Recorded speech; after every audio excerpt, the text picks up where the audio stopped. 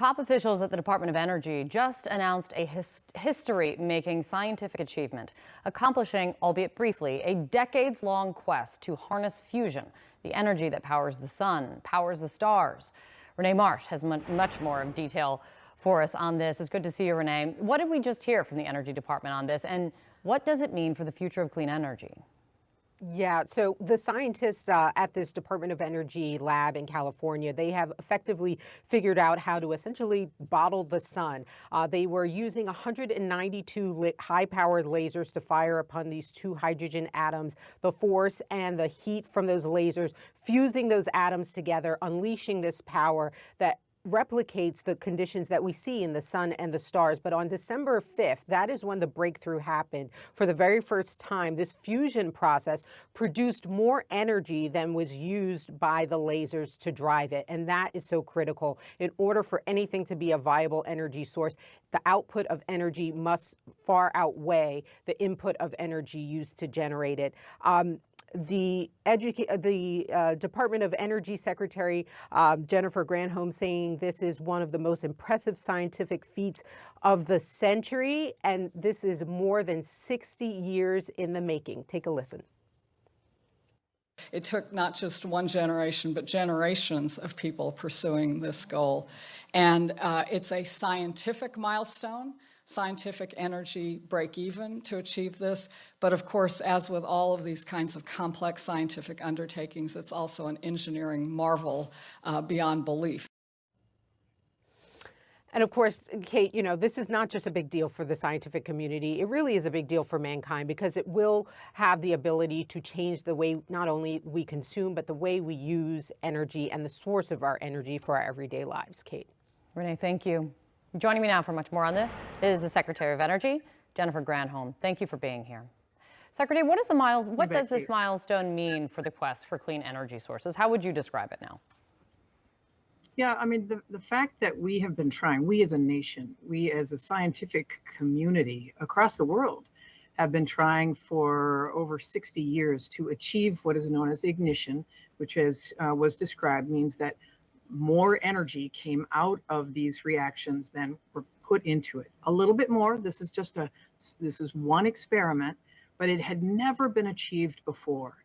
And that means that it's possible. It essentially unlocks a whole new source of clean energy.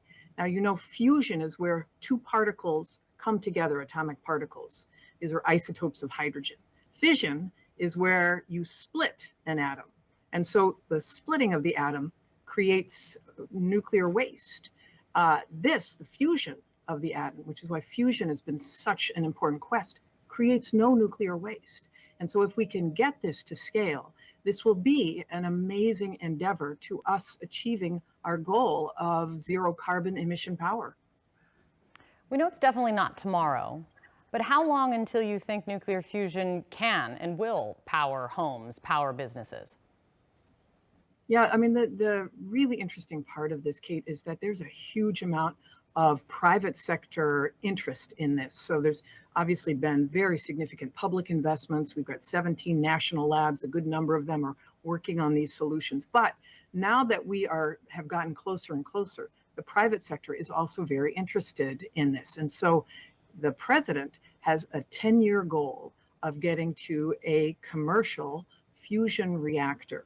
And he announced that goal this past summer. So we're hopeful that in a decade, we might be there. Of course, we have a goal of getting to net zero energy by 2050. So that would be within that time frame.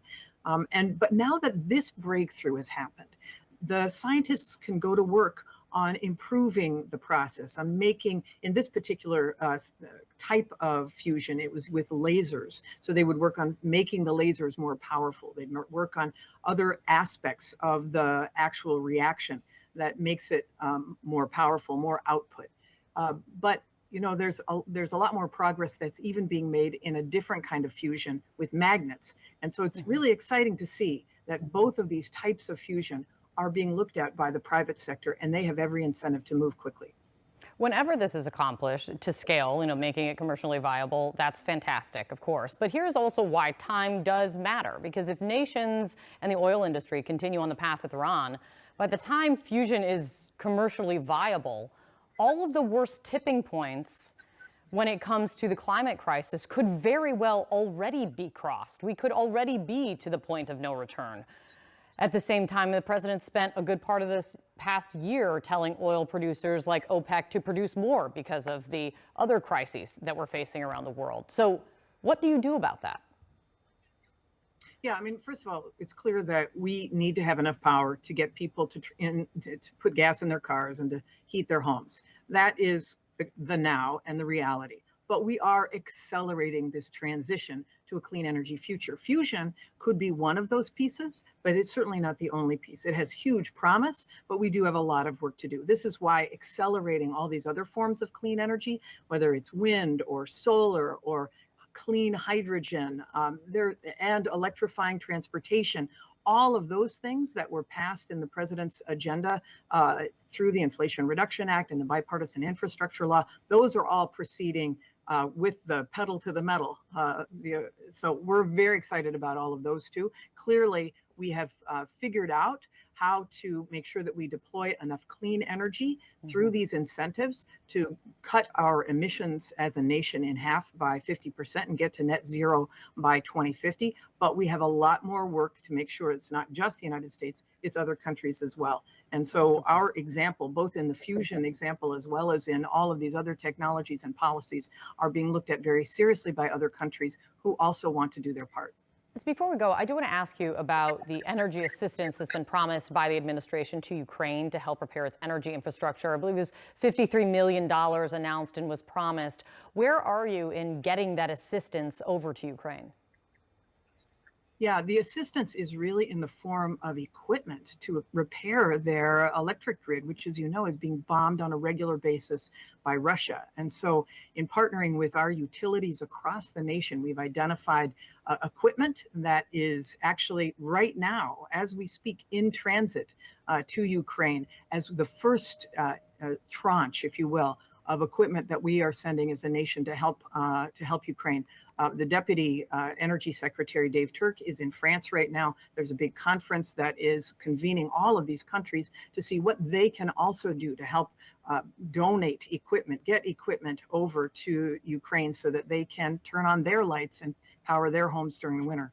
Yeah, Zelensky's saying today that 800 million plus is going to be needed in order to reverse the damage done by this extensive bombing to protect them and their energy infrastructure through the winter. So much needed, and it's heading over there now. Secretary, thanks for your time.